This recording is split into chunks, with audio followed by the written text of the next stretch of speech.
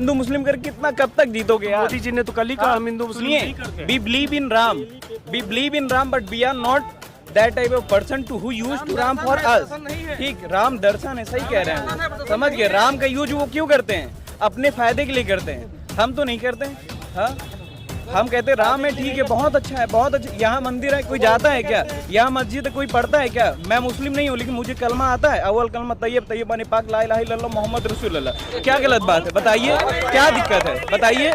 अल्लाह वाले का वाला, हाँ, जश्न आंदे रसूल सल्लल्लाहु अलैहि वसल्लम, हम यहीं रहते हैं, हमको सब आता है। एक करके तब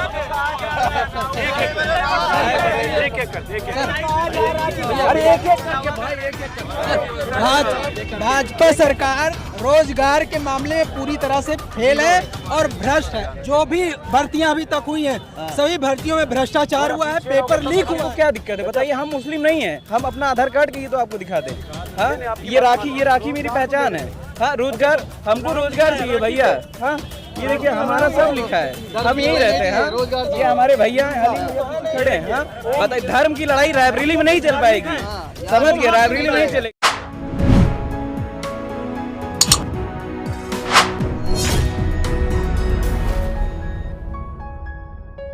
एक एक करके तब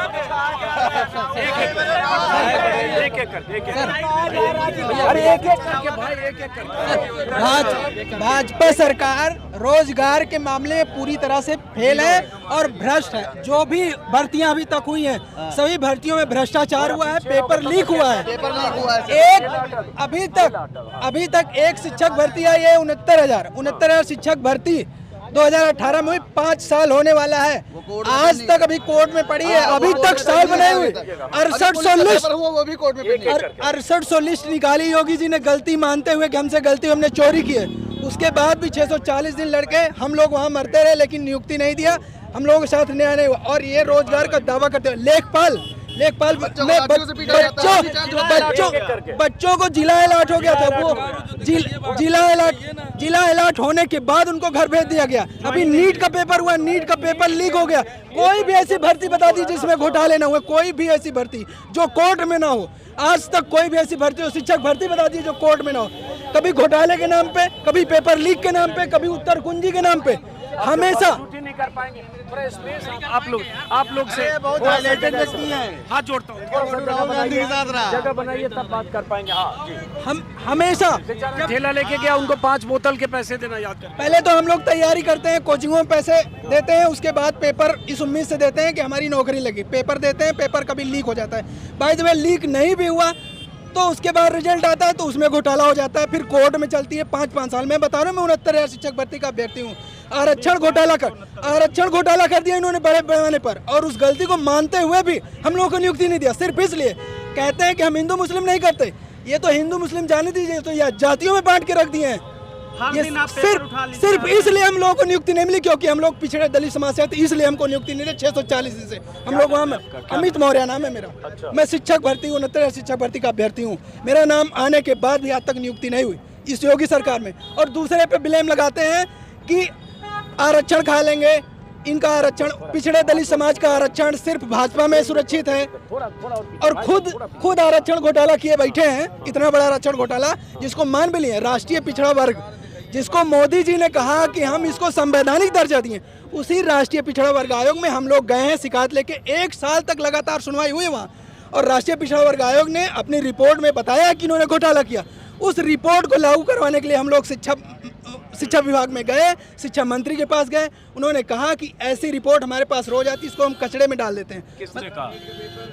शिक्षा विभाग ने। SCRT पे गए हम लोग, और किसी नेता मंत्री के यहाँ हम जब भी गए सिर्फ लाठियाँ मिली। उन्होंने ये भी नहीं सोचा कि मोदी जी द्वारा बनाया गया राष्ट्रीय पिछड़ा वर्ग है, उसका अपमान न करें, लेकिन नहीं किया। उसने सिर्फ हमको कोड के नाम पे गुमराह किया, पिछड़े दलित के नाम पे गुमराह किया, जाति सूचक गालियाँ दी उन्होंने। हमारे 3 भाइयों को मुकदमे लाद दिए, जेल भेज दिए, और हम लोगों का भी नाम नोट करके रखे हैं कि मुकदमा कर देंगे।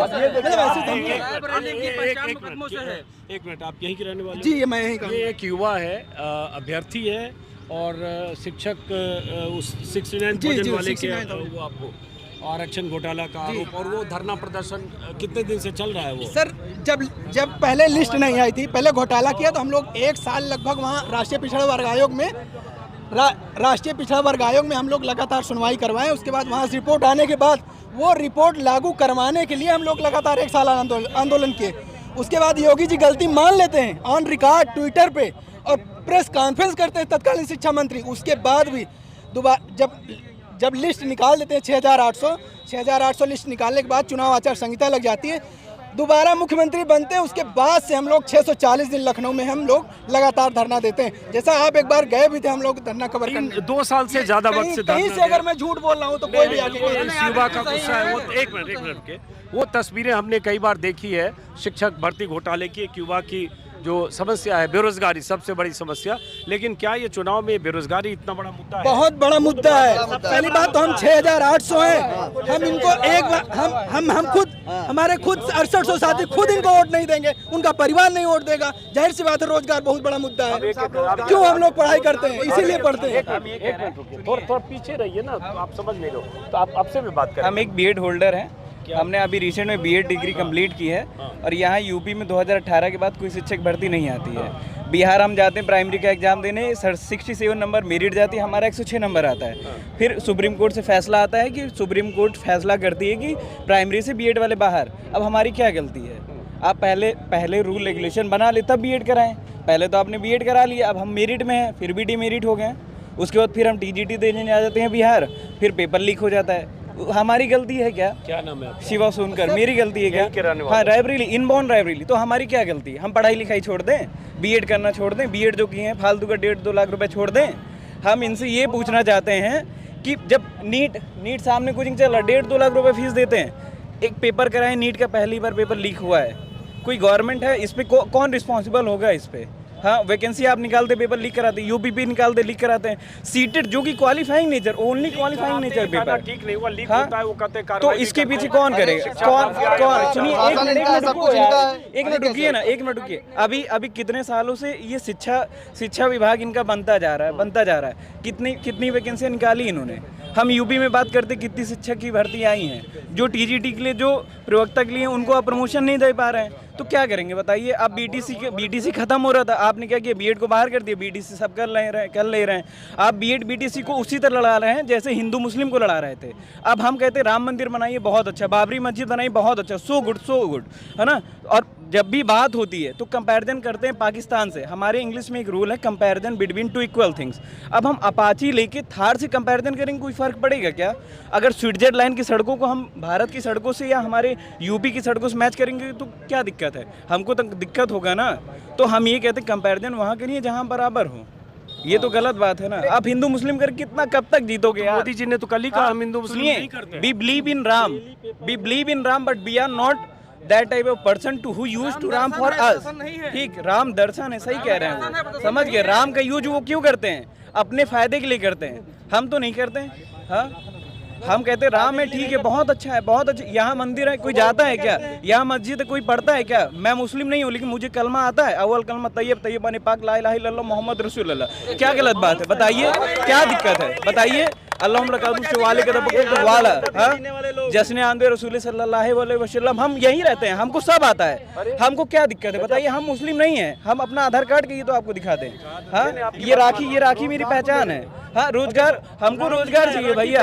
हाँ, ये देखिए हमारा सब लिखा है, हम यहीं रहते हैं। हाँ, ये हमारे भैया हैं, हलीम भैया पीछे खड़े हैं। हाँ, बताइए, धर्म की लड़ाई रायबरेली में नहीं चल पाएगी, समझ गए? रायबरेली में नहीं चलेगी। रायबरेली में केवल, सुनिए, मैं किसी पार्टी का फेवर नहीं करता हूँ, केवल मुझे ये चाहिए कि जो मेरे हक में बात करे, जो स्टूडेंट के हक में बात करे। हमारी क्या गलती? हमारा 23 साल उम्र हो गया, हमारा बीत जा रहा है, उसके बाद आप कहेंगे आप ओवर एज हो गए, तो क्या मतलब है बताइए? कोई फर्क पड़ेगा क्या? हम ओवर एज हो जाएंगे, कौन रिस्पॉन्सिबल? एयरफोर्स में राजनाथ सिंह जी कहते हैं कि एयरफोर्स की वैकेंसी हम कराएंगे, देखेंगे। हाँ, ज्वाइनिंग लेटर देने के बाद आप ज्वाइन नहीं करा तो हमारी गलती है, हम ओवर एज हो रहे हैं, हमारी गलती है। अग्निवीर तो आ गया, हाँ, अग्निवीर आ गया, वो कहते हैं 25% करेंगे हम परमानेंट। अच्छा, आप पहले ही उतना कर दीजिए, डिफिकल्ट लेवल बढ़ा दीजिए, आप पहले ही सारी चीज़ें करिए ना।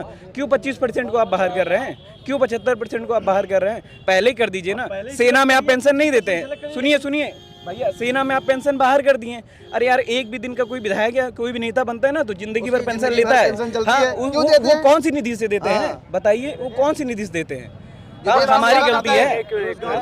रोजगार एक थोड़ा पीछे हटिए भाई साहब, हाथ जोड़ता हूँ, थोड़ा जगह बनाइए तो इनको शूट करना भी आसान है। हाँ, ये ठीक है, धन्यवाद। आप दिखाइएगा जरूर, अगर नहीं दिखाएंगे ना तो सच में बोल रहे हैं, मीडिया से तो वैसे भी मेरा नफरत हो गया। हाँ, एक ध्रुव राठी है केवल, जिसको मैं अब देखता हूँ, बाकी कोई न्यूज चैनल को नहीं देखता मैं। नहीं, आपके मैंने देखा है सर, नहीं जानता मैं आप आपको। सर्च करिएगा, आप सर्च करिएगा, हर मुद्दे पे बात करते हैं, हर मुद्दे पे वीडियो मिलेंगे, मैं जरूर देखूंगा। आप देखिएगा, बिल्कुल जानना सबको जरूरी नहीं सर मैंने है। ध्रुव राठी भी बहुत शानदार काम कर रहा है, लेकिन आप हम ये कहते हैं कि भारत को धर्म पे मत बांटिए। हाँ, भारत बहुत बड़ा देश है भाई, बहुत अच्छा है। तो जब मैं आपके सामने खड़ा हूँ ना, यहाँ लोग कहते हैं दलित छूने से लोग क्या कहते हैं, नहाना पड़ेगा। अरे यार क्या यार दलित तुम लगा रखे हो, हाँ साला खून काटोगे ना सब सेम निकलेगा। हाँ, पढ़ते हैं बेड पे तो खून, जब ब्लड की जरूरत होती है तो ब्लड रूम में जाके हम नहीं पूछते किसका खून है, हमें जरूरत है खून का। ब्लड बैंक से ब्लड लेने जाते तब नहीं पता करते कि सलमान खान का है कि संजय का, ब्लड लेके आते हैं। सही बात आपने कही, लेकिन आपको ये कलमा कैसे आता है? क्या चीज? जो कलमा, देखिए हमारा घर जस्ट बगल में है, ठीक है। हमारे जो बेस्ट फ्रेंड है, मेरा बेस्ट फ्रेंड मुस्तकीम और मेरा बेस्ट फ्रेंड मोहम्मद कलाम, ठीक, और हमारा बेस्ट फ्रेंड जो सेना में आर्मी में तिवारी, हमें सब आता है, कोई प्रॉब्लम नहीं है।